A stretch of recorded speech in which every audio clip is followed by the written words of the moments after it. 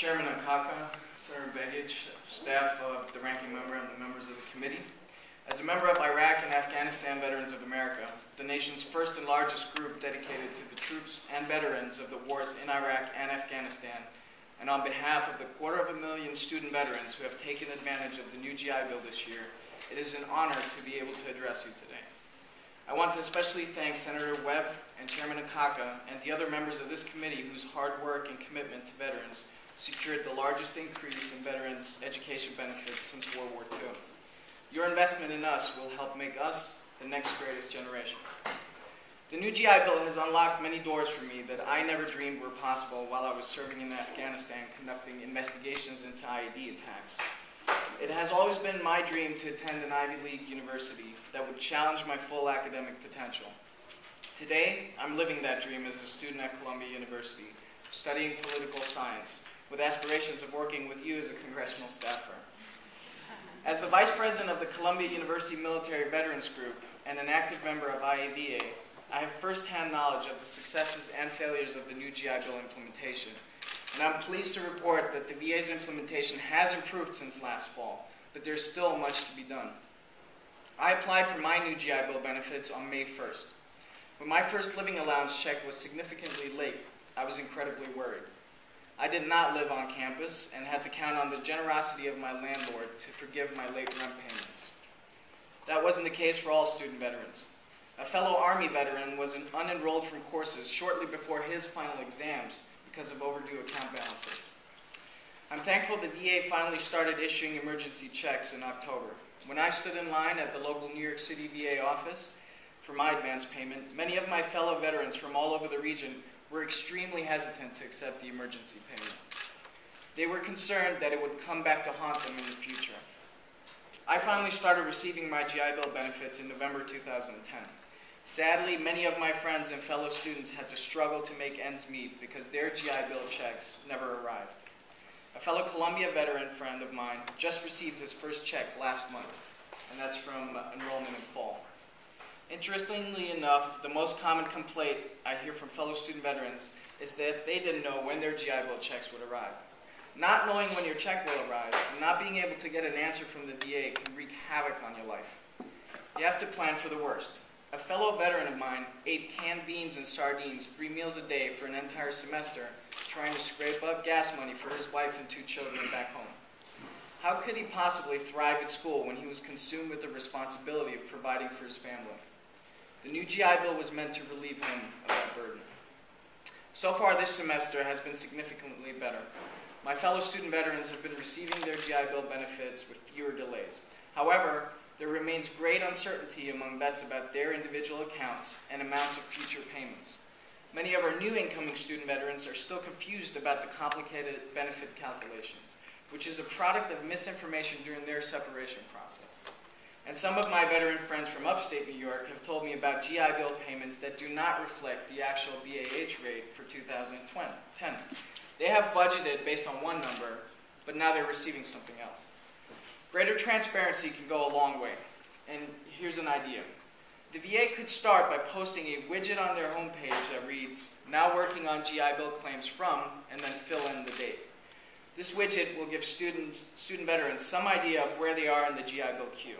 This kind of information we can count on and plan around. I also strongly believe the VA needs to do a better job helping veterans monitor their own GI Bill benefits. If I can never predict when the VA makes a payment to my school, it is difficult to account for what individual checks are covering my tuition and fees.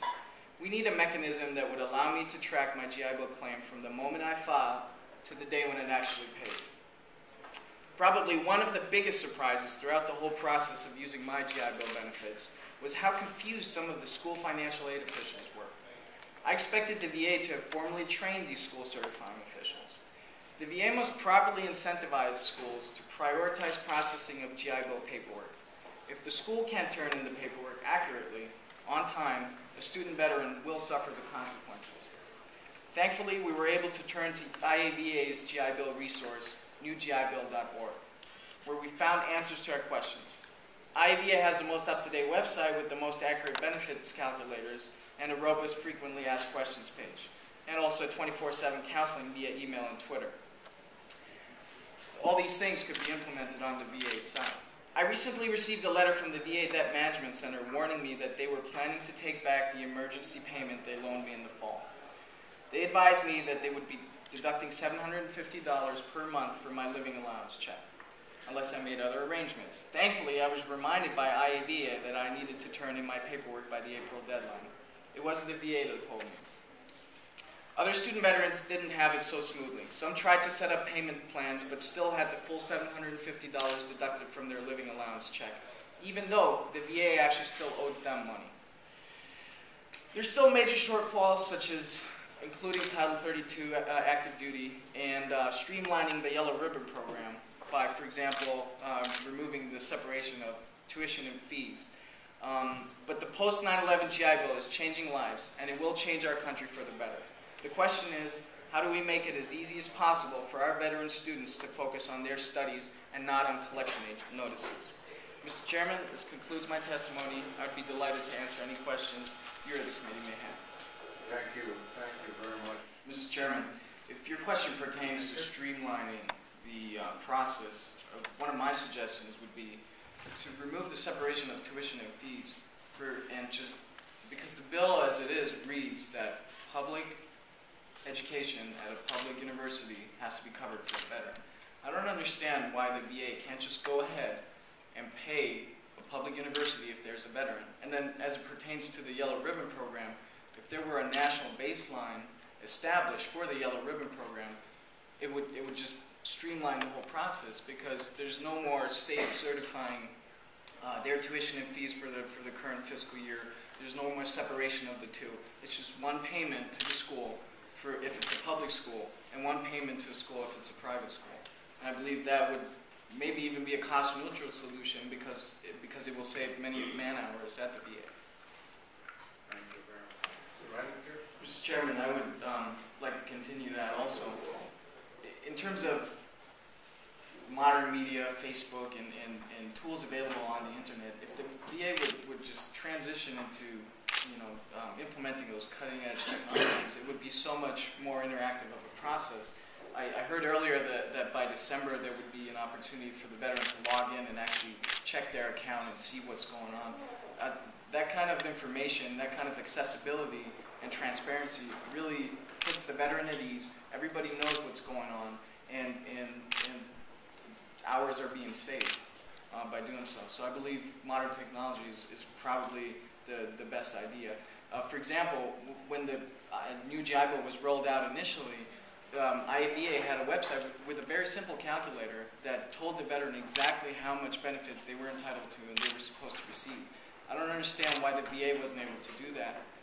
Also, if a nonprofit organization with much less funding can do that within a week, I don't understand why the second largest government agency isn't able to do that.